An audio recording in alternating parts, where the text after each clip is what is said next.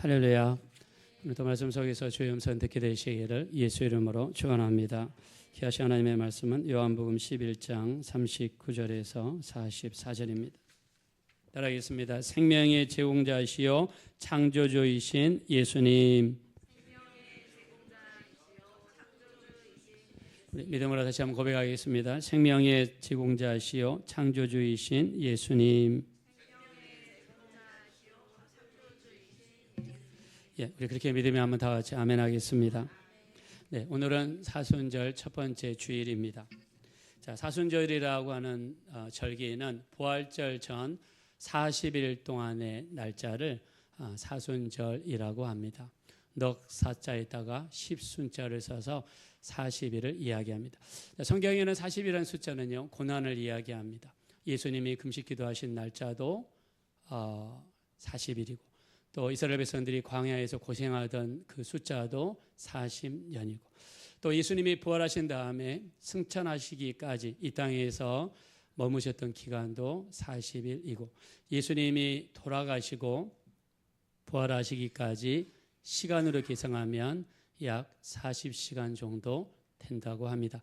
그래서 40이라는 숫자는 고난을 상징합니다. 그래서 사순절을 통해서 예수님께서 우리를 대신해서 받으신 고난을 깊이 있게 묵상하고 회개하고 오직 주님만 바라보며 주님만 의지할 수 있는 우리 그런 사순절이 되어주시기를 예수 이름으로 축원합니다. 그래서 사순절의 주인공은 예수님입니다. 사순절 동안 우리는 주님께만 집중해야 됩니다. 그래서 사순절 기간 동안 여러분들이 쾌락이라든가 오락이라든가 이런 것을 자제하시고 절제했으면 좋겠습니다. 되도록이면 기도와 말씀과 예배와 전도로서 주님께 나아갔으면 좋겠습니다. 자, 우리 그렇게 하기로 동의하시면 다 같이 아멘 하겠습니다. 예, 자, 우리 예수님께서는 이 땅에 우리를 대신해서 고난과 저주를 받으러 오셨습니다. 자, 우리를 대신해서 고난을 받기 위해서 필요한 것은 육체이죠. 그래서 예수님이 이 땅에 육체를 입고 오신 것을 성육신이라고 합니다. 영어로는 incarnation이라고 그러죠. 자, 근데 우리는 예수님이 이 땅에 오셔서 태어나셔서 사역을 하시다가 죽으시고 부활하신 다음에 승천하신 것은 잘 알고 있습니다. 자, 그러면 예수님이 태어나시기 전에 예수님은 존재하셨는가, 존재하지 않으셨는가? 존재하셨다면 어떤 모습으로 존재했는가? 성경에서는 이야기를 하고 있습니다. 자, 그래서 오늘은 한번 우리가 예수님이 이 땅에 육체를 입고 오시기 전에 어떤 모습으로 구약에 활동했는지 한번 살펴보겠습니다. 우리 기독교에서 중요한 종교 개혁가가 있습니다. 마틴 루터, 칼빈 이런 사람들이 우리 기독교의 중요한 기둥들인데요. 자, 칼빈은 기독교를 개혁하면서 기독교 강요라는 책을 썼습니다. 거의 성경처럼 많이 읽어지는 책입니다. 자, 여기에 보면 예수님께서 이 땅에 태어나시기 전에 구약에도 현현하셨다. 그래서 그거를 그리스도 현현이라고 그럽니다. 우리가 영어로 크리스타퍼니라는 영어 신학 용어가 있는데요. 예수님이 구약에서 현현하셨다. 어떤 모습으로 나타났는가? 여호와의 사자의 모습으로 나타났다고 칼빈은 주장을 합니다. 출애굽기 3장 2절을 보면 여호와의 사자가 떨기나무 가운데로부터 나오는 불꽃 안에서 그에게 나타나시니라. 자, 여러분께 물어보겠습니다. 떨기나무 불꽃 가운데에서 누구에게 나타났습니까? 모세에게 나타났어요. 모세는 목자로서 양을 치고 있는데 산 위를 보니까 불은 불인데 타지 않는 불이란 말입니다. 궁금해서 가까이 갔더니 떨기나무 가운데서 불이 타는데 타지를 않았어요. 그 안에서 여호와의 사자가 나타났다. 2절에 이렇게 이야기했는데 4절에는 주어가 또 바뀝니다. 여호와께서 그가 보려고 돌이켜 오는 곳을 보신지라 하나님이 떨기나무 가운데서. 자, 여호와의 사자가 떨기나무 가운데 있다고 2절에는 이야기했는데 4절에서는 하나님이 떨기나무 가운데 계시다. 자, 이 말씀을 근거로 해서 칼빈은 여호와의 사자를 예수님의 현현이다 이렇게 이야기합니다. 창세기 22장에서는 아브라함이 모리아산에서 이삭을 제사하고 바치는 장면이 나와 있습니다. 자, 여기에 사자가 이르시되는 여호와의 사자를 이야기합니다. 그 아이에게 내 손을 대지 말라. 그에게 아무 일도 하지 말라. 네가 네 아들 네 독자까지도 내게 아끼지 아니하였으니. 자, 여호와의 사자가 나한테 아끼지 아니하였다. 그러면서 내가 이제야 네가 하나님을 경외하는 줄을 아노라라고 하면서 여호와의 사자와 하나님이 동격으로 쓰임 받는 것을 알 수가 있습니다. 자, 원래 천사는 우리의 예배를 받지 않습니다. 근데 여호와의 사자, 영어로 the angel of God입니다. 자, angel 할 때 A를 대문자로 씁니다. 자, 하나님을 표시할 때 대문자로 쓰죠. 자, 근데 천사는 우리의 예배와 찬양을 받지 않습니다. 성경 전체를 통해서. 근데 이 여호와의 사자는요, 제가 잘못 썼습니다. 기브온이 아니라 기드온인데요. 기드온의 제사를 받습니다. 사사기 13장 18절. 자, 사사기 6장 19절. 그리고 마노아는 누굽니까? 삼손의 아버지죠. 마노아가 드린 이 제사를 여호와의 사자가 받습니다. 사사기 13장 23절. 자, 그래서 삼손의 아버지가 여호와의 사자에게 물어봅니다. 당신의 이름이 무엇입니까? 사사기 13장 18절에 여호와의 사자가 내 이름은 뭐라고 그랬습니까? 기묘자다. 자, 근데 기묘자라는 이름이 이사야서 9장 6절에 보면 중요하니까 한번 읽어봅시다. 시작. 이는 한 아기가 우리에게 낳았고 한 아들을 우리에게 주신 바 되었는데 그의 이름은 기묘자라 모사라 전능하심 하나님이라 영존하시는 아버지라 평강의 왕이라. 자, 예수님에 대해서 이야기할 때 이름을 여러 가지 이야기합니다. 기묘자, 모사, 전능하신 하나님, 영존하시는 아버지, 평강의 왕. 자, 근데 삼손 아버지 앞에서 여호와의 사자가 내 이름은 기묘자다라고 함으로써 구약시대에 여호와의 사자로 활동했던 그 여호와의 사자가 예수님의 현현이다. 그래서 구약의 여러 곳에서 하나님의 사자, 여호와의 사자, 이거를 칼빈은 기독교 강요에서 예수님의 현현이다 이렇게 주장을 합니다. 자, 근데 이 여호와의 사자가 예수님이다라는 주장은 교단마다 받아들이는 데도 있고 안 받아들이는 데도 있다는 것을 말씀을 드립니다. 여러분의 각자 판단에 맡기겠습니다. 자, 그러면 예수님은요, 이 여호와의 사자 외에 다른 기록은 없는가? 요한복음 1장 2절 3절을 보니까 그가 태초에 하나님과 함께 계셨고 만물이 그로 말미암아 지은 바 되었으니 지은 것이 하나도 그가 없이는 된 것이 없느니라 라고 말씀을 했습니다. 또 우리 골로새서 1장 16절 17절 만물이 그에게서 창조되되 만물이 다 그로 말미암고 그를 위하여 창조되었고 이렇게 이야기했습니다. 그러면 예수님은 창조사에게 같이 동참하신 분이죠. 자, 이 땅에 육체를 입고 오시기 전에 예수님은 창조에 동참하신 분입니다. 자, 그래서 하나님을 히브리어로 엘로힘이라고 그럽니다. 엘로힘, 하나님이라는 이 단어는 하나님은 한 분이시기 때문에 단수를 써야 되는데 엘로힘이라는 이 단어는 복수를 씁니다. 그래서 엘로힘, 하나님이라는 단어 속에는 성부와 성자와 성령의 삼위일체가 되신 비밀이 하나님의 이름 속에도 들어있다라고 말씀드릴 수 있겠습니다. 자, 그러면 창조 시제 때 어떤 모습으로 창조가 일어났는지 창세기 1장 1절과 2절이니까 중요하니까 한번 다 같이 읽어보겠습니다. 시작. 태초에 하나님이 천지를 창조하시니라. 땅이 혼돈하고 공허하며 흑암이 깊음 위에 있고 하나님의 영은 수면 위에 운행하시니라. 아멘. 자, 여기에 누가 계시다는 거예요? 성부 하나님, 성자 하나님, 성령 하나님이 삼위가 일체되신 하나님이 지금 이 자리에 역사하고 있습니다. 자, 태초의 상태는 세 가지입니다. 혼돈합니다. 혼돈은 막 어지럽고 어수선하고 뭐가 뭔지 모르고 이게 혼돈이죠. 두 번째, 공허합니다. 영어로 emptiness, 비어있는 거예요. 뭐가 채워진 게 없어요. 아파트에 이사 갔더니 소파도 없고 식탁도 없고 침대도 없고 이런 상태입니다. 흑암은 아주 어두운 상태였다는 거죠. 이게 태초의 모습입니다. 하나님이 개입하셔서 말씀하실 때에 혼돈이 질서로 바뀌게 되고 공허의 채워짐의 역사가 일어나고 흑암이 어두운 것이 빛으로 바뀌게 되었습니다.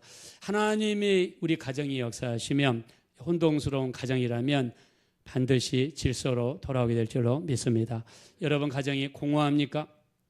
하나님으로 충만해지면 채워짐의 역사가 나타나게 될 줄로 믿습니다. 어두운 가운데 있습니까? 하나님으로 충만하면 빛 가운데 있는 역사가 나타나게 될 줄로 믿습니다. 자, 이 창조 사역에 누가 개입하셨다고요? 예수님이 개입하셨다라고 성경에서는 분명하게 말씀하고 있습니다. 그래서 예수님이 태어나시기 전에는 창조의 사역을 하시다가 육체를 입고 2000년 전에 이 땅에 오셨다는 것입니다. 자, 성부, 성자, 성령은 2000년 전에 생겨난 개념이 아닙니다. 창조 전부터, 태초부터 영원부터 영원까지 하나님은 성부와 성자와 성령으로 존재하십니다. 이거를 예수님이 이 땅에 오셔서 우리에게 계시해 주신 것입니다. 자, 이것이 믿음이 되시기를 예수 이름으로 축원합니다. 요한복음을 지은 사람은 사도 요한입니다. 성경에는 세례 요한 또는 우리 교회에서는 침례 요한이라고 그러죠. 세례 요한이 있고 두 번째 사도 요한이 있습니다. 자, 다른 사람입니다. 여기 이야기하는 사도 요한은 12제자입니다. 자, 모든 예수님의 12제자, 11제자는 순교를 당해서 죽었어요. 그러나 사도 요한은 90세까지 살았습니다. 핍박을 안 받는 게 아닙니다. 기독교의 순회라고 그래서 끊는 가마 속에다가 집어넣고 뚜껑을 닫았는데 1시간 정도 지나면 사람이 완전히 잊고도 남죠. 근데 1시간 뒤에도 이 사람이 살아났습니다. 낭떠러지에서 50m, 100m 낭떠러지에서 밀어서 요한을 죽이려고 했는데도 낭떠러지 밑에 내려가면 요한은 살아있다고 합니다. 그래서 반모섬으로 유배를 보냅니다. 그 반모섬에서 기록한 성경책이 요한계시록이죠. 자, 거기에서 예수님의 계시를 받아서 이 땅에 오실 예수님을 증거하시는 그런 분이 되죠. 자, 사도 요한은 예수님과는 이종 사촌입니다. 예수님의 어머니는 마리아, 요한의 어머니는 살로메죠. 두 사람이 서로 자매지간입니다. 자, 예수님이 십자가에서 돌아가실 때 밑에 요한이 있었어요. 요한에게 부탁합니다. 오늘부터 너의 어머니니라. 자, 요한의 입장에서는 예수님의 어머니가 이모가 되겠죠. 근데 예수님께서 오늘부터 네 어머니라고 이야기했으니까 그때로부터 모시고 다닌 겁니다. 그래서 마지막에는 에베소에 가서 살았습니다. 자, 지난번에 설교할 때 마리아의 집, 에베소에 있는 마리아의 집 여러분 기억하시죠? 그 마리아의 집에서 마리아는 여생을 마치게 됩니다. 자, 이 요한은요, 요한복음, 요한 1, 2, 3, 4, 요한계시록을 지었고요. 사도 요한은 자기가 성경을 쓸 때마다 키포인트가 있어요. 주제가 있어요. 그게 뭐냐면 예수님은 하나님이시다라는 주제로 성경을 쓰는데 쓰임받았습니다. 자, 다음 따라합시다. 예수님은 하나님이십니다. 자, 우리가 이걸 옆에 있는 사람의 고백을 해야 우리 기대입니다. 옆에 있는 분들은 서로 고백합시다. 예수님은 하나님이십니다. 고백합시다. 자, 그렇게 믿으시면 다 같이 아멘 하겠습니다. 요한복음에는 7대 기적이 있습니다. 물을 포도주로 만드는 사건, 말씀으로 왕의 신하의 아들을 고친 사건, 38년 된 병자를 고친 사건, 오병이어를 5,000명을 먹인 사건, 물리를 걸으신 사건, 날 때부터 소경된 사람을 고친 사건, 죽은 나사로를 살린 사건입니다. 오늘 우리가 다루고자 하는 말씀은 죽은 나사로를 살린 사건이에요. 자, 근데 요한복음에 나와 있는 기적들은 하나같이 한 군데를 지칭하고 있습니다. 그게 뭘까요? 예수님은 하나님이시다라는 겁니다. 자, 물을 포도주로 만드는 사건. 여러분, 물을 포도주로 만드는 사건은 완전히 성질이 바뀌는 거죠. 화학적인 변화입니다. 이거는 창조주만이 할 수 있는 사건이에요. 자, 그렇게 동의하시면 다 같이 아멘 하겠습니다. 자, 왕의 신하의 아들을 고쳐주실 때 말씀으로 고쳐주셨어요. 창세기 1장에 말씀으로 천지를 창조하셨습니다. 예수님의 말씀은 살았고 운동력이 있는 하나님의 권세와 능력이 담겨 있는 줄로 믿습니다. 38년 된 병자는요, 38년 동안 병들었으면 태어나서부터 지금까지 병든 거예요. 병이 나을 가망성도 없고 의지도 없는 겁니다. 자, 이런 사람이 병을 고치셨다는 것은 불가능을 가능케 하시는 하나님의 모습을 보여주시죠. 또 5개 물고기 2마리를 5,000명을 먹였는데 장소가 들에서 기적을 행하셨습니다.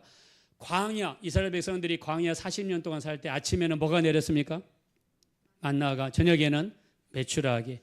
광야에서 만나와 메추라기를 주셨던 것처럼 예수님은 들에서 5,000명을 먹이시는 하나님의 모습을 보여줍니다. 다섯 번째, 물 위를 걸었어요. 제가 들은 이야기인데요. 어떤 전도사님이 강원도에서 40일 금식 기도를 하고 믿음이 여기까지 올라갔습니다. 주여 믿습니다. 강에 올라가가지고 주여 걷게 될 줄로 믿습니다. 발을 하나 딱 내딛었는데 물속에 붕덩 빠져가지고 빠졌답니다. 그래서 40일은 좀 못 되지만 시험에 들었다고 합니다. 자, 우리가 하나님을 시험하면 안 되죠. 어쩔 수 없는 상황이 발생했을 때 그때 하나님이 역사하시는 거죠. 세상에 있는 사람들도 무리를 거두려고 부단한 노력을 합니다. 자, 우리 한번 보실까요?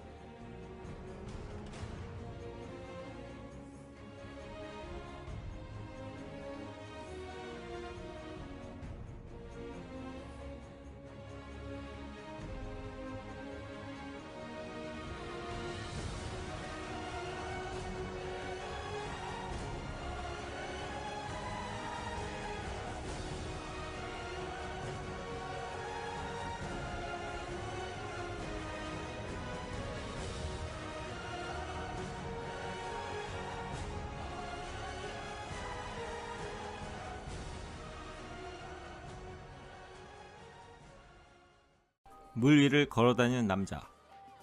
과연 어떤 트릭을 쓴 걸까요? 다리 쪽에 무슨 장치를 해놓은 게 아닐까 싶은데 언뜻 봐서는 잘 모르겠죠? 남자의 다리를 자세히 보시면 신발이 어느 정도 잠겨있는 걸 확인할 수 있습니다. 사실 다리 밑에는 투명한 유리가 제작되어 있어 사람이 걸어다닐 수가 있습니다. 이런 식으로 제작된 유리 위를 걸어다니면 되는 것이죠. 그러면 이런 식으로 사람이 누워도 떠있는 모습을 연출할 수 있습니다. 다리 밑에는 투명한 유리가 제작되어 있어 사람이 걸어다닐 수가 있습니다. 네, 이 사람이 영국 런던에 있는 템즈강에서 걸었어요. 처음에 걸었을 때는 사람들이 모르니까 이게 신문에도 아까 보니까 났죠. 근데 이 사람이 그 많은 돈을 들여서 시의 허가를 받아가지고 강 밑에다가 투명한 플렉시글라스, 자 우리나라 말로 아크릴판을 설치를 했습니다. 땅에다가 받고 설치를 해서 거기를 밟으면 물속에 들어가면 유리가 안 보인대요. 그래서 가까이에서 구경하는 사람들은 동원된 사람들이에요. 막 가까이, 왜냐하면 너무 가까이 있으면 보이니까 자기 사람들로 채운 거예요. 자, 그 다음에 중간중간에 바람 잡는 사람도 있습니다. 우와! 이렇게 바람 잡는 사람들, 그런 사람들을 중간에 채우고, 그 다음에 이 보트가 이렇게 지나가는 거는 다 기획된 겁니다. 거기는 보트가 있을 정도로 유리를 잘라가지고 이렇게 거기를 딱 지나가게 만듦으로써 아무것도 없는 척하게 사람들에게 보이기 위해서 그런 연출을 한 겁니다. 지금은 알아요. 근데 처음에는 사람들이 이걸 보고 엄청나게 많이 놀랬죠. 자, 근데 우리 주님은 그때 당시 아크릴판이 있었을까요? 그때 당시에는 갈릴리 호수입니다. 이 런던에 있는 템즈 강과는 비교할 수 없는 어마어마한 바다예요. 주님은 끝에서부터 걸어서 오시는 모습을 우리 요한복음 6장에 나와 있습니다. 자, 무리를 걷는 모습을 통해서 뭐를 이야기하려고 할까요? 예수님은 하나님이시다. 천지 만물을 만드시고 자연 법칙을 초월하시는 하나님이 되시는 줄로 믿습니다. 자, 그래서 우리 예수님은 하나님이시다는 걸 요한은 이야기하고 싶은 거예요. 이 사람은 예수님과 이종 사촌이에요. 어렸을 때부터 같이 놀던 사람이고 너무 잘하는 사람이에요. 근데 예수님을 깊이 알고 보니까 하나님이신 것을 알았다는 거죠. 자, 오늘 우리가 이 보는 본문의 말씀에서 이 지역은 베다니라고 하는 지역입니다. 베다니는 예루살렘에서 오리라고 그랬습니다. 오리는 2km입니다. 밥 먹고 걸으면 1시간, 2시간이면 갈 수 있는 거리예요. 자, 그 위치에서 나사로가 죽었다는 이야기를 예수님이 들었습니다. 자, 예수님과 나사로의 관계. 나사로는 여동생들이 있는데 마르다와 마리아가 있습니다. 자, 예수님이 예루살렘으로 가는 길에 항상 들렸던 데가 베다니입니다. 그 집에 가서 숙식을 하고, 자, 예수님만 혼자 숙식하는 게 아니죠. 12명의 제자들의 숙식까지 해결해 줘야 되는데 그 모든 거를 싫지 않고 섬겼던 사람들이 바로 이 나사로와 마르다, 마리아입니다. 그래서 이 성경에서는 예수님의 사랑받는 자라고 했습니다. 자, 여러분, 성경에 공통된 점이 하나가 있어요. 잘 섬기면 그 사람은 복을 받습니다. 자, 여러분들이 성도님이든 주의 종이든 교회이든 주변에 있는 이웃이든 간에 잘 섬기면 복을 받는다고 한번 믿으시면 다 같이 아멘 하겠습니다. 자, 히브리서 13장 16절 중요하니까 읽어봅시다. 시작. 오직 선을 행함과 서로 나눠주기를 잊지 말라. 하나님은 이 같은 제사를 기뻐하시. 여러분들이 세상에서 선을 행하고 나눠주는 걸 잊지 말라는, 나눠주는 거. 주변에 있는 사람들에게 나눠주는 거를 잊지 말래요. 하나님이 이거를 굉장히 기뻐하신다는 거예요. 우리 성경에서 섬기기를 잘했던 사람들 한번 살펴보겠습니다. 엘리야 시절에 자, 사르밧 가부 또는 사렙다 가부 여러분 들어보셨죠? 자, 사르밧은 히브리어 지명이고요. 사렙다는 헬라어로 사렙다라고 합니다. 자, 똑같은 지명입니다. 이름이 다르다. 자, 이 사렙다 가부는요, 아들이 한 명 있습니다. 근데 이때 당시에 이스라엘은 기근이 들어가지고 가뭄이 들어서 먹을 것이 없습니다. 얼마나 먹을 것이 없든지 이 가부집에 남은 거는 밀가루 한 줌, 가루 한 병입니다. 이걸로 떡을 만들어서 죽으리라 이렇게 고백을 하죠. 이때 엘리야가 이 집을 방문합니다.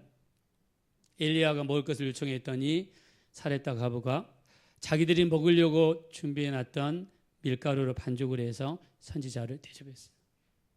그랬더니 성경에는 놀라운 걸 이야기합니다. 자, 중요하니까 여기 제일 밑에 열왕기상 17장 16절 한번 읽어봅시다. 시작. 통에 가루가 떨어지지 아니하고 병에 기름이 없어지지 아니하니라. 아멘. 근데 신기한 일이 일어났어요. 엘리야가 다녀갔는데 기름을 부었는데도 병에 보니까 기름이 또 남아있어요. 기름을 부었는데도 또 보니까 기름이 남아있어요. 가루를 부어서 밀가루 반죽을 하고 그 부대를 세웠는데 보니까 가루가 또 들어있어요. 언제까지? 이스라엘의 기근이 없어질 때까지. 기적의 역사가 일어난 거예요. 이 사렙다 가부 엘리야를 이렇게 섬겼더니 역사가 일어났습니다. 나중에 그 하나밖에 없는 아들이 병들어 죽었어요. 이날에는 의료시설이 취약하니까 병들어 죽는 아이들이 많았죠. 근데 엘리야 선지자가 와서 기도해 줬을 때 그 아들이 살아났습니다. 저는 이거를 섬김의 결과로 이야기해요. 여러분, 교회에서 우리가 친교할 때 섬기는 거, 저는 정말 우리가 은혜 받은 사람이라면 당연하다 생각합니다. 여러분, 이 세상에도 자기가 물질이 있으면은 단체에다 기부를 하지 않습니까? 기부. 자, 우리가 주의 사람들, 교인들을 섬기는 데 대한 하나님의 약속이 있잖아요. 정말 있습니다. 지극히 작은 자에게 내기수 한 그릇 대접해도 상을 잊지 않겠다 하셨어요. 마태복음 25장 31절에 인자가 천사들과 함께 다시 오리니 그의 보좌에 앉으셔서 양은 오른쪽에 염소는 왼쪽에 두고 오른쪽에 있는 자들이 이르시되 내 아버지께 복받을 자들이여 창세로부터 너희를 위하여 예비된 나라를 상속받으라 하시고 내가 줄일 때에 먹을 것을 주었고 목마를 때에 마실 것을 주었고 나그네 되었을 때 나를 영접하였고 병들었을 때 나를 돌봐주었고 헐벗었을 때 옷을 주었고 옥에 갇혔을 때 나를 돌아보았느니라. 우리가 언제 그렇게 했습니까? 너희 주변에 있는 지극히 작은 자에게 한 것이 곧 나에게 한 것이다. 자, 우리 주변에는 작은 예수가 많습니다. 우리 그 사람들을 섬기면 거기에 대한 상이 반드시 따라오리라고 믿습니다. 자, 믿으면 다 같이 아멘 합시다. 자, 이런 사건이 엘리사에도 일어나요. 엘리사 시절에는 수넴 여인입니다. 이 여자는 물질이 있는 여자예요. 남편과 같이 열심히 교회를 섬기는데 자식이 없어요. 엘리사 선지자가 올 때마다 작은 방을 하나 따로 만들어 드리고 침대와 책상과 등불을 설치해 드려서 편하게 지내고 갈 수 있도록 섬겼습니다. 그랬더니 불임이었던 이 수넴 여인에게 아기가 생기는 역사가 나타났습니다. 그리고 그 아기가 나중에 죽었을 때 살아나는 하나님의 역사도 또 나타났어요. 이게 섬기는 수넴 여인의 결과입니다. 우리가 오바댜라고 하는 사람이 있습니다. 이 사람 왕궁에서 일하는 왕의 책사였습니다. 이 이세벨이라는 간악한 여자가 왕비죠. 수많은 선지자들을 죽였어요. 그때 선지자들을 빼돌려서 50명씩 이스라엘 두 군데에다가 배치를 하고 그리고 그들에게 떡과 물을 공급했습니다. 그랬더니 하나님이 오바댜를 축복해 주시고 다가오는 모든 위험 속에서 지키는 이런 역사가 나타났습니다. 우리 열왕기상 18장 3절에 보니까 오바댜는 여호와를 지극히 경외하는 자다. 지극히 경외하는 자다라고 표현했습니다. 자, 우리가 바르실레 이야기를 많이 했으니까 바르실레는 다윗 왕을 많이 섬겼다가 자기 자식들이 복을 받았습니다. 자, 우리 이렇게 이해할 겁니다. 아니, 나사로 예수님이 사랑한다면서 아니 그때 당시 예수님이 사랑받는 사람이 몇 명이나 되겠어? 뭐 손가락으로 꼽겠지요. 몇 명이나 되겠어? 근데 어떻게 사랑받는 자가 병드냐? 이렇게 판단하는 사람이 그때 당시에 있었습니다. 지금도 마찬가지입니다. 좀 성령 충만하고 은사주의적이고 기도를 좀 세게 한다 그러면 마치 병드는 거를 죄악으로 생각하는 사람들이 있는데 그렇지 않습니다. 자, 우리는요 육신의 질병은 언제든지 우리에게 누구에게도 찾아올 수 있습니다. 믿음이 좋든 믿음이 안 좋든 간에 모든 사람에게 찾아옵니다. 자, 예를 들면 욥을 봅시다. 욥은 온전하고 정직하고 하나님을 경외하고 악에서 떠나서 하나님이 뭐라고 하셨냐면 세상에 이와 같은 사람이 없다라고 하나님 말씀했어요. 잔치를 끝내면 아들 7명에 딸 3명이 잔치를 하면 죄를 지었을까 봐 욥기서 1장 5절을 보십시오. 그들을 성결하게 하되 그들의 명수대로 번제를 드리고 혹시 내 아들들이 죄를 범하여 마음으로라도 하나님을 욕되게 했을까? 마음으로라도 하나님을 욕되게 했을까? 이렇게 생각하는 사람이 욥이었다는 것입니다. 근데 욥에게 환난이 찾아왔습니다. 양 7,000마리 도둑 맞았어요. 낙타 3,000마리 사라졌습니다. 암소 500계열이 사라졌어요. 암나귀 500마리 사라졌어요. 아들 7명 집이 무너져서 아들 7명 딸 3명 동시에 다 죽었어요. 자기 몸에 병이 들어서 기아장을 가져와 가지고 몸을 긁었다고 그랬어요. 여러분 사랑하는 자에게도 질병이 찾아올 수 있습니다. 자, 이걸 통해서 우리가 알 수 있는 것은 우리는 질그릇이라는 거예요. 질그릇은 뭡니까? 연약합니다. 깨지기 쉽습니다. 절대적인 보호가 필요해요. 여러분의 건강도 마찬가지입니다. 여러분 잠 줄이면 안 돼요. 잠 최소한 6시간, 7시간 이상은 자야 됩니다. 의학적으로 7시간에서 8시간은 자라고 그러더라고요. 잠 많이 주무셔야 돼요. 왜요? 잠을 많이 주무셔야 우리가 이 뇌가 건강해지고 잠을 많이 자는 동안에 뇌 속에 있는 어떤 쓰레기 같은 그런 것들이 사라지고 없어진다고 합니다. 잠이 이렇게 중요합니다. 잠을 많이 못 자면 치매의 가능성이 높아집니다. 우리 육체는 이렇게 연약합니다. 그래서 성경에서는 우리를 질그릇이다. 자, 베드로전서 3장 7절에서 이렇게 이야기합니다. 그를 더 연약한 그릇이요 또 생명의 은혜를 함께 이어받을 줄 알아 기이 여기라. 여러분에게 물어보겠습니다. 자, 둘 중에 하나만 대답해 주시기 바랍니다. 그를 더 연약한 그릇이라 표현했는데 그가 첫째 아내다라고 생각하시면 손 들어보세요. 두 번째 남편이다 생각하시면 손 들어보세요.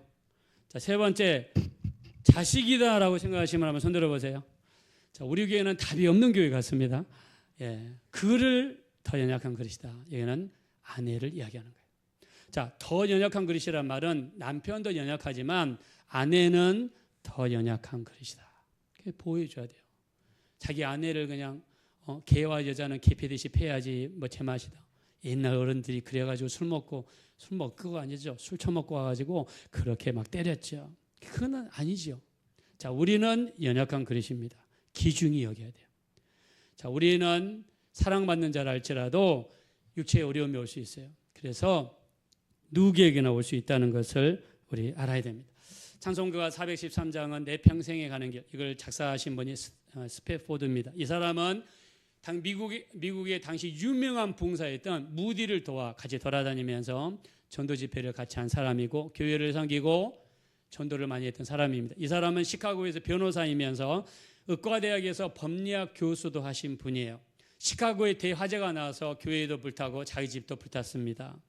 자기 아내와 4명의 딸에게 영국 웨일즈에 가가지고 거기가 고향이기 때문에 가서 좀 휴가를 다녀오라고 그동안에 내가 집을 지어놓겠다고. 그래서 미국에서 큰 여객선을 타고 대서양을 건너서 영국으로 가다가 대서양 한가운데서 배와 뱃길이 부딪혀가지고 200명 이상의 사람이 죽었는데, 사람이 물에 빠졌을 때 나이 드신 분들을 먼저 구출해야 되겠죠. 나이 든 분들을 먼저 구출하고 하다 보니까 4명의 딸이 물속에서 죽었습니다. 이게 1873년 11월 15일 새벽 2시에 이분이 너무 상심에 빠진 거예요. 집도 불타가지고 사라졌는데 딸 4명까지 죽었어요. 그래서 딸이 있는 데 가서 꽃이라도 던져주고 싶어가지고 배를 타고 딸이 죽은 장소까지 갔습니다. 근데 거기 가가지고 바다를 쳐다보고 파도를 쳐다보고 하늘을 쳐다보면서 얼마나 울었는지 모릅니다. 그래서 울음을 참지 못해서 뱃속에 밑에 들어가서 울었다고 그래요. 근데 떠오르는 하나님이 주시는 음성이 있었어요. 그게 열왕기하 4장 20절이에요. 너는 평안하냐? 네 남편은 평안하냐? 네 아이가 평안하냐? 여인이 대답하되 평안하니이다. 이 성경 구절이 마음속에 들어오는 거예요. 하나님이 우리에게 주신 것은 평안이고, 하나님 우리와 함께 하시면 어떤 어려운 환난 속에서도 침착함과 마음의 평안이 우리에게 이루어지게 될 줄로 믿습니다. 마음이 평안하면 기도가 이루어지는 거예요. 여러분이 문제가 있어서 기도 시작하잖아요. 제 경험인데요. 문제가 있고 어려움이 있을 때 기도를 많이 해버립니다. 그러면 진짜 내 안에서 아리고 쓰리고 걱정되는 구름이요, 내 밖으로 나가는 걸 느껴요. 그리고 밖에 문제가 보이는데도 내 안에서는요, 너무 걱정이 없습니다. 그냥 기쁩니다. 그런 영적 상태가 되면 하나님께서 역사하셔서 문제가 해결되는 것을 너무 많이 봅니다. 자, 이 말씀이 떠오르고 나서 갑자기 시가 생각이 나는 거예요. 바다를 보면서 그가 시를 쓰기 시작을 하는 거예요. 바다를 보면서, 풍랑이는 바다를 보면서 갑자기 무슨 단어가 생각이 나냐면, 내 평생에 가는 길 순탄하여 늘 잔잔한 강 같든지 큰 풍파로 무섭고 어렵든지 하나님이 역사하시면 내 영혼은 늘 편하다는 거예요. 바다를 보니까 달려오는 파도가 마귀처럼 보이는 거예요. 바다를 보면서 어떤 생각이 드느냐, 저 마귀는 우리를 삼키려고 입 벌리고 달려와도 주 예수는 우리의 대장되니 끝내 싸워서 이기게 될 줄로 믿습니다. 자, 이런 생각이 들었다는 거예요. 그리고 자기 자신을 보니까 나한테 죄와 허물이 너무 많은 거예요. 그래서 하나님 앞에 회개를 하게 되는 거예요. 내 지은 죄 주홍빛 같더라도 주 예수께 다 아뢰면 그 십자가 피로서 다 씻으사 흰눈보다 깨끗하게 된다는 그 믿음이 이 안에 들은 거예요. 그 다음에 밖에 나가서 하늘을 쳐다보니까 구름이 보이는데 그 구름 속에 있는 딸들이 마치 자기를 부르는 것 같아요. 딸들이 아버지, 우리가 잠시 아버지보다 먼저 천국에 왔어요. 걱정하지 마세요. 걱정하지 마세요. 이렇게 하는 걸 느꼈다는 거예요. 저 공중의 구름이 일어나며 큰 나팔이 울릴 때 주 오셔서 세상을 심판해도 나의 영혼은 겉없으리라는 감동이 빌려가지고 이거를 가지고 찬송가를 지었는데, 찬송가 413장입니다. 자, 우리 한번 찬송가 413장.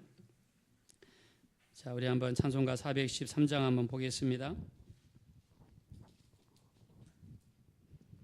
찬송가 413장.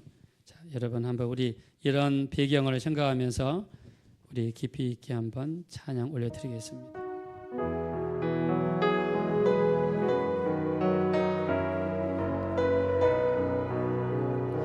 내 평생에 가는 길 순탄한 늘 잔잔한 강 같은지 늘 잔잔한 강 같은지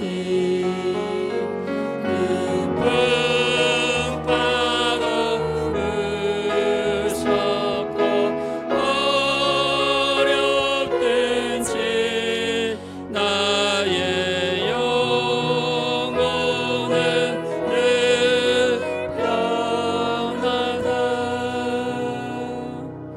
내 영혼 내 영혼 평안해 평안해 내 영혼 내 영혼 평안해. 저 마귀는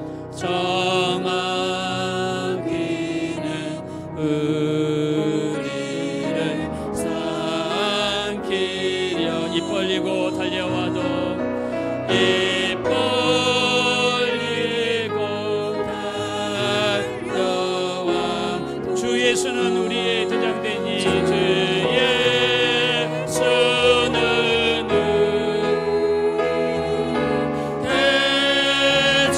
대장되니 인내서 이기리라. 내 영혼 내 영혼 평안해 평안해 내 영혼 내 영혼 평안해. 내 지은 죄 중빛 내 지은 죄 중빛 같더라. 주 예수께 달하며 주 예수께 달하래. 그 십자가 피로써 다시 쓰사 그 십자가 피로써 다시 쓰사 있는 보다도 정하리라. 내 영혼 내 영혼 평안해 평안해 내 영혼 내 영혼 평안해. 저 공중의 구름이 저 공중의 구름이 이러 큰 나팔이 울릴 때에 큰 나팔이 울릴 때에 주 오셔서 세상을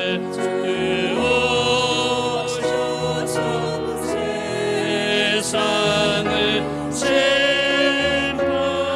나의 영혼은 겁없으리 나의 영혼은 우리 가슴에 손 얹읍시다. 우리 진심으로 평강을 원합시다. 내 영혼 내 영혼 평안해 평안해 내 영혼 내 영혼 평안해. 할렐루야. 여러분의 가정이 평안하시기를 예수 이름으로 축원합니다. 가정의 모든 문제가 예수님의 능력으로 물러가게 되기를 예수 이름으로 축원합니다. 어둠이 물러가고 악한 영들이 물러가고 어둠의 그림자가 물러가게 되시기를 예수 이름으로 축원합니다. 기도한 것이 이루어지고 모든 문제마다 해결되고 질병마다 치유받고 형통하는 역사가 이루어지기 원하면 다 같이 아멘 하겠습니다. 우리 예수님이 말씀하셨죠. 어느 집에 들어가거든 가장 먼저 할 것이 이 집에 평안하기를 빌라는 겁니다. 예수님이 부활하신 다음에 예수님께서 저희들에게 나타나셔서 가장 먼저 하신 말씀은 너희에게 평강이 있을지어다 라고 말씀했습니다. 오늘 예배를 통해서 여러분 가정에 여러분의 삶 속에 평강이 이루어지게 되시기를 예수 이름으로 축원합니다. 예, 그래서 우리 이 스페포더라고 하신 분이 이렇게 평강에 대해서 이렇게 이야기를 했습니다. 우리 요한복음 11장 33절과 35절 우리 예수님께서 그가 우는 것과 또 함께 온 유대인들이 우는 것을 보시고 심령이 비통히 여기시고 불쌍히 여기사 35절 예수께서 눈물을 흘리시다. 여러분 사랑하는 자들이 울 때 주님은 그걸 보시고 비통히 하시고 불쌍히 여기다 그랬어요. 그리고 같이 우셨다 했습니다.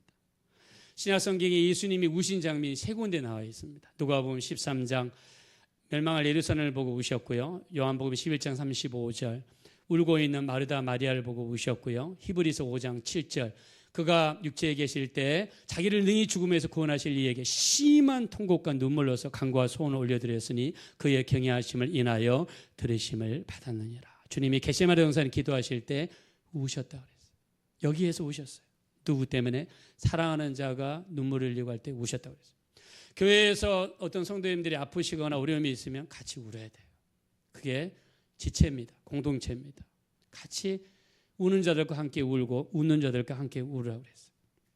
하나님은 출애굽기 2장 23절에 우리 탄식 소리를 들으시고 24절에 고통 중에 내는 소리를 들으시고 출애굽기 6장 5절에는 신음소리를 들으십니다.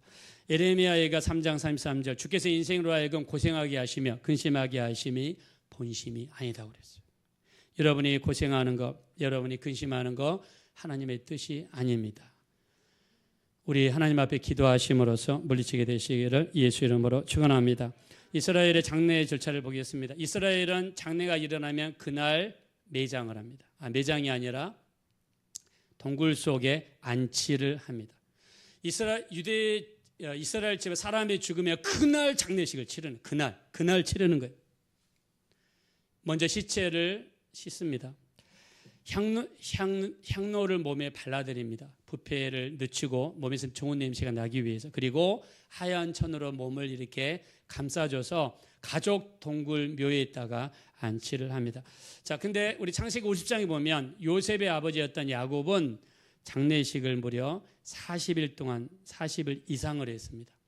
자, 염을 하는데 40일이 걸렸다고 창세기 50장 2절과 30절에 이야기했어요. 여러분 40일 동안 염을 했다는 것은 뭐를 만들려는 뜻이죠? 여기는 애굽이니까 미이라를 만드는 거예요. 애굽에서는 고위층 사람들이 돌아가시면 미이라를 만드는데 이 염을 하는데 세상에 40일이 걸린다고 합니다. 이거를 제외하고 성경에는 모든 사람들이 그냥 즉시로 장례를 치렀습니다. 자, 우리 신명기 21장 23절에 보면 시체를 밤새도록 나무 위에 두지 말고 성경에 뭐라고 그랬어요? 그날에 장사하라 그랬습니다. 법의학적으로 보면은요, 중동 지방에서 24시간 이내에 시신이 굳어지고 내부 장기가 부패합니다. 이틀에서 3일 정도 되면 박테리아 활동이 증가하고 가스가 생성이 되고 부패가 가속이 됩니다. 4일째 되었다면 중동 지방에서 시신이 부풀고 악취가 심해지고 조직이 상당히 손상이 일어납니다. 나사로는 지금 4일째 되는 상태입니다. 시신이 부풀고 악취가 심하고. 자, 요한복음 11장 39절 우리 본문에서 읽었죠. 마르다가 이르되 주여 죽은 지가 나흘이 되었음에 벌써 냄새가 나나이다. 4일이 되었으니까 나사로는 시체가 이미 다 사라진 것입니다. 나사로가 살아난 장면의 영상이 있기를 한번 가져와 봤는데요.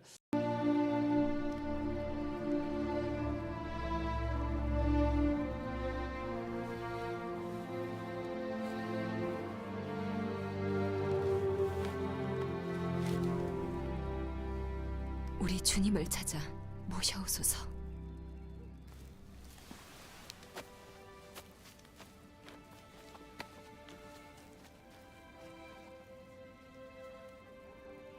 주여 보소서, 주께서 사랑하시는 이가 병들었나이다.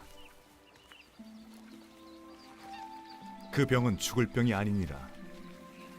이는 하나님의 영광을 위한 것이니 하나님의 아들이 이를 통해 영광을 받으리라.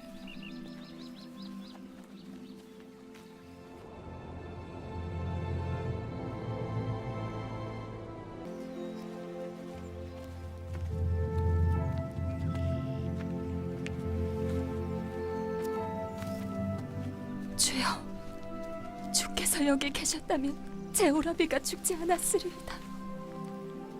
그러나 주께서 지금이라도 무엇이든 하나님께 구하면 그분께서 주실 줄을 제가 아나이다.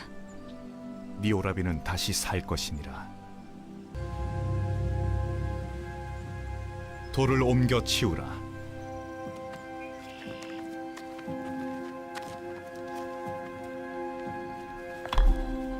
주여, 죽은 지 나흘이지나 벌써 냄새가 나나이다. 네가 믿으면 하나님의 영광을 보리라고 내가 말하지 아니하였더냐.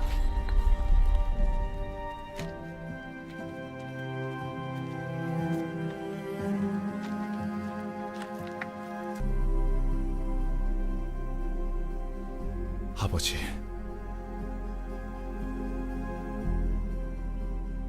제 말을 들어주신 것에 감사드리나이다. 아버지께서 항상 제 말을 들으시는 것을 제가 아나이다.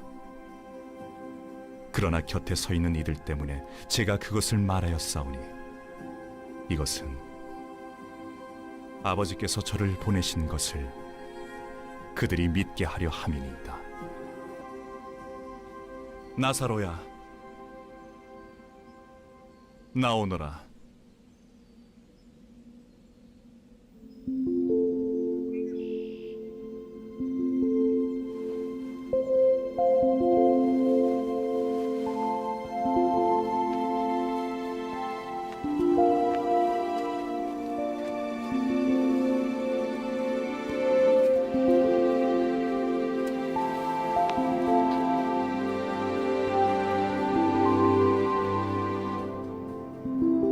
움직일 수 있게 풀어주어라.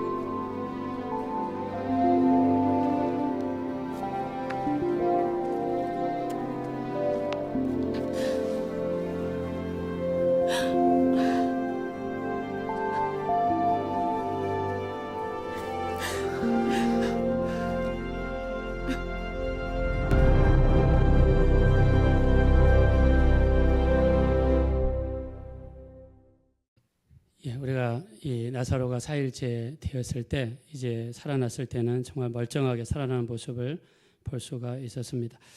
자, 아까 말씀드렸던 것처럼 예루살렘에서 베다니까지 2km입니다. 넉넉하게 걸으면은 뭐 한두 시간이면 갈 수 있는 거리인데 예수님은 4일을 더 계시다가 왔습니다. 자, 이때 당시의 기준으로 유대인들의 영원 3일 이론이 있습니다. 자, 잘 기억해 주시기 바랍니다. 영원 3일 이론이 그 지방에 그때 당시에 있었어요. 유대 전승에 의하면 자, 사람이 죽으면 그 영혼이 시체 주변에 3일 동안 머물러 있다가 육체에 못 들어오면 떠난다는 이론이 영원 3일 이론입니다. 예수님이 만약 즉시로 오셔가지고 나사로를 살리셨으면 사람들이 어떻게 생각할 것 같아요? 아, 그 떠돌던 영혼이 그냥 들어왔구나, 자연적으로 살아났구나 이렇게 생각하겠죠. 자, 근데 예수님은 처음에 말씀하셨습니다. 밑에 요한복음 11장 4절에 이는 하나님의 영광을 이해하며 하나님의 아들로 영광을 받게 하려 하심이라 그랬습니다.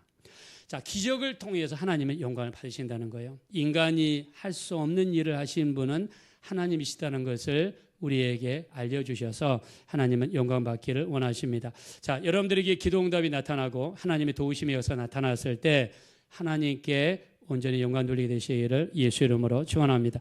자, 이 마르다와 마리아의 입장을 한번 보겠습니다. 아니, 예수님 우리를 사랑한다면서요.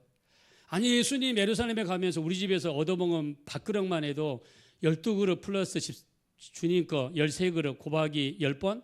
그럼 한 130번 이렇게 많이 얻어 드셨는데 세상에 우리가 빨리 오라고 하는데 왜 이렇게 안 오십니까? 우리 한국 사람들 아마 난리 날 겁니다. 아이, 영 끊자 막 이런 식으로. 자, 근데 주님의 때와 우리의 때는 차이가 있다는 거예요. 우리는 즉시 오셔서 도와주기를 원하시지만 예수님은 요한복음 11장 4절 하나님의 온전한 영광을 드러내시고자 하시는 하나님의 뜻이 여기에 숨어 있는 줄로 믿습니다. 그래서 우리의 때와 하나님의 때는 달라요. 자, 하나님의 때와 우리 때는 다릅니다. 여러분들 생각에는 당장에 이렇게 속이 좀 시원할 수 있겠지만 하나님의 때는 다를 수가 있다. 이스라엘 백성들이 애굽에서 나온 다음에 가나안 땅까지 가는 가장 좋은 길은요, 지중해 해안길이라고 있습니다. 더 빨리 가고 안전하게 가고 먹을 것도 많고 그늘도 많아요. 근데 하나님은 그 길로 인도하지 않으시고 홍해길로 인도하셔서 내륙 지방으로 인도하셨어요. 성경에서는 그 이유를 지중해 해안으로 가면 거기는 블레셋 군대가 첩첩이 쌓여 있어서 전쟁을 할 수밖에 없고, 애굽 땅에서 한 번도 군사훈련을 받아본 적이 없던 이스라엘 백성들이 전쟁에 휩쓸리게 되면 너무나 많은 사람들이 죽기 때문에 하나님은 그걸 너무나 잘 알고 계셔서 비록 가까운 길이고 안전한 길이고 그늘이 있고 먹을 것이 많은 길이지만 하나님이 인도하시는 길은 다른 데 있었다는 것입니다. 하나님의 길과 우리의 길이 다르다는 걸 인정하셔서 하나님의 주권을 인정하게 되시기를 예수 이름으로 축원합니다. 자, 그래서 하나님은 어떻게 역사하시는가?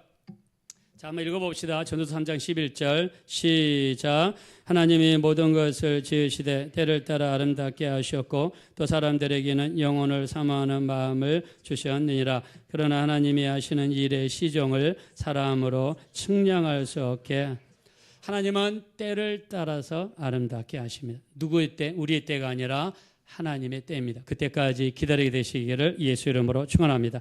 우리 로마서 8장 28절 읽어봅시다. 시작. 우리가 알거니와 하나님을 사랑하는 자 곧 그의 뜻대로 부르심을 자들에게는 모든 것이 합력하여 선을 이루느니라. 여러분 믿으시면 한번 다 같이 아멘 합시다. 나쁜 일도 합력하여 선을 이루는데 쓰임 받는다는 거예요. 그럼 우리는 뭐 해야 됩니까? 불평해서는 안 되고 감사해야 될 줄로 믿습니다. 결론입니다. 예수님은 아버지와 함께 창조사역에 동참하신 창조주이신 것을 본문에서는 말씀하고 있습니다. 예수님께서 이 땅에 육체를 입고 태어나시기 전에 예수님은 창조사역을 하셨습니다. 창조사역은요, 혼동이 있는 곳에 질서를 창조하시고 공허한 곳에 채워짐으로 역사하시고 흑암으로 어두움으로 가득 찬 곳에 빛으로 역사할 줄로 믿습니다. 예수님을 온전히 여러분 가운데 영접하시고 예수님이 여러분 가정을 이끌고 가시도록 예수님으로 충만한 가정이 되시면 혼돈한 우리의 가정에 질서가 들어오기 시작하고 공허했던 우리의 가정에 채워짐의 막 역사가 나타나고 어두웠던 우리의 가정에 밝은 빛의 역사가 나타나게 될 줄로 믿습니다. 창조주이신 예수님의 역사로 충만하게 되시기를 예수 이름으로 축원드립니다. 이 시간 우리 기도하겠습니다. 기도하실 때 예수님은 나의 창조주이십니다. 예수님이 개입하시는 곳에 혼돈이 질서로 바뀌었습니다. 공허한 곳에 채워짐으로 바뀌었습니다. 어두움이 빛으로 바뀌었습니다. 예수님을 환영합니다. 예수로 충만하기 원합니다. 우리의 가정 속에, 우리 자녀들 속에, 우리가 하는 모든 일 속에 예수님 오시어서 혼돈을 질서로, 공허를 채워짐으로, 어두움을 빛으로 바꿔 주시옵소서. 예수로 충만한 우리 가정, 우리 삶이 되게 해달라고 우리 주여 한번 부른 다음에 합심으로 간절히 기도하겠습니다. 주여, 우리 하나님 감사합니다. 우리 하나님 이 시간 예수님이 우리 창조주이심을 믿습니다. 우리 주님이 우리의 창조주이심을 믿습니다. 우리 주님이 세상은 공허했습니다. 혼돈했습니다. 이 세상은 어둠으로 가득 찼습니다. 우리 하나님 도와주십시오. 온전한 우리의 가정, 우리의 삶이 우리 주님 임하셔서 질서로 바뀌게 도와주십시오. 우리 교회에 임하셔서 온전한 우리의 교회가 질서 있는 모습으로, 공허한 우리 교회가 창조 채워짐의 역사로, 우리 하나님 어두움의 흑암의 역사가 빛의 역사로 우리 하나님 바뀌게 도와주시옵소서. 우리 하나님 은혜를 베풀어 주세요. 우리 하나님 은혜를 베풀어 주세요. 우리 하나님 은혜를 베풀어 주세요. 우리 하나님 역사하여 주십시오. 그리하여서 창조주이신 예수님을 영접하기 원합니다. 예수님 우리의 가정에 들어와 주세요. 우리의 삶 속에 들어와 주세요. 우리의 자녀들 속에 들어와 주세요. 우리의 하는 모든 일 속에 들어와 주세요.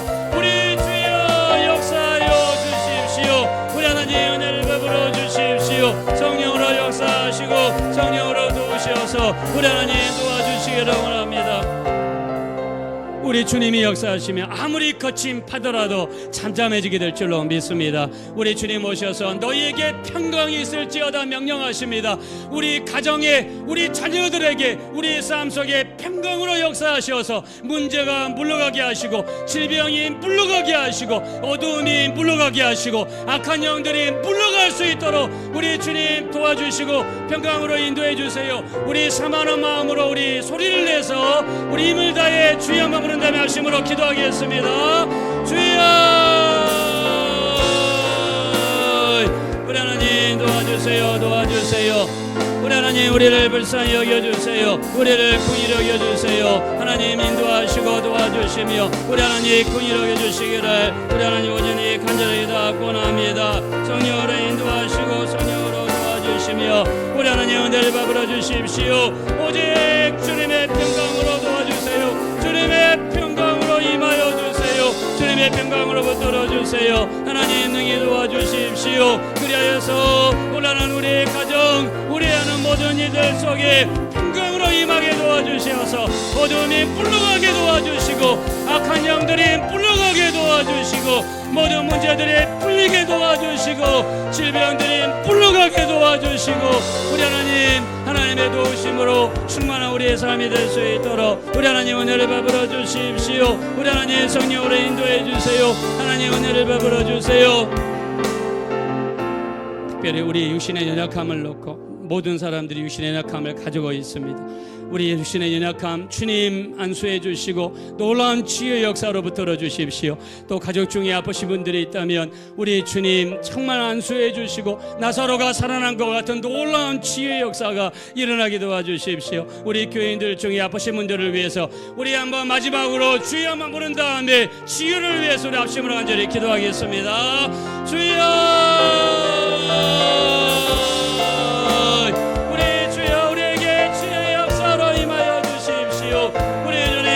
역사로 임하여 주십시오. 우리 주님 능히 인도하여 주십시오. 우리에게 안수하여 주시어서 우리에게는 질병이 물러가게 하시고 우리에게는 질병이 떠나게 도와주시고 우리의 질병을 치료하여 주십시오. 우리의 성도님들의 질병을 치유하여 주십시오. 우리 주님 나사로를 치유하셨던 것처럼 우리에게도 치유의 역사로 임하여 주시어서 우리 각자에게 치유의 역사가 나타나게 하시고 하나님 은혜를 베풀어 주십시오. 우리 하나님 성령으로 인도하시며 하나님 우리에게 안수해 주십시오. 우리 교회 성도님들 한 사람 한 사람 아프신 분들을 위해 안수하여 주시고 우리 하나님 놀라운 치유의 역사를 함께 하시며 우리 하나님 은혜를 베푸시고 주여 도와주시고 우리 하나님 은혜를 베풀어 주십시오. 거라시 하나님 감사합니다. 예수님이 내가 너희에게 평강을 주노니 우리 주님이 우리에게 평강을 명하여 주셨습니다. 온란한 가정 속에, 공허함으로 있는 가정 속에 우리 하나님 또 흑암 속에 있는 가정에 평강이 임하게 도와주시어서 혼란이 물러가게 도와주시고 주님의 채워주심이 나타나게 도와주시옵시고 우리 하나님 혼돈이 질서로 바뀌는 역사가 임하게 도와주시옵소서. 창조주신 예수님을 믿습니다. 예수님을 영접합니다. 예수님 우리 가정에 임하여 주시옵소서. 우리 삶 속에 찾아와 주시옵소서. 우리 삶이 바뀌게 도와주시고 창조주신 예수님의 역사로 충만하게 도와주시옵소서. 감사드리며 예수님의 이름으로 기도합니다. 아멘.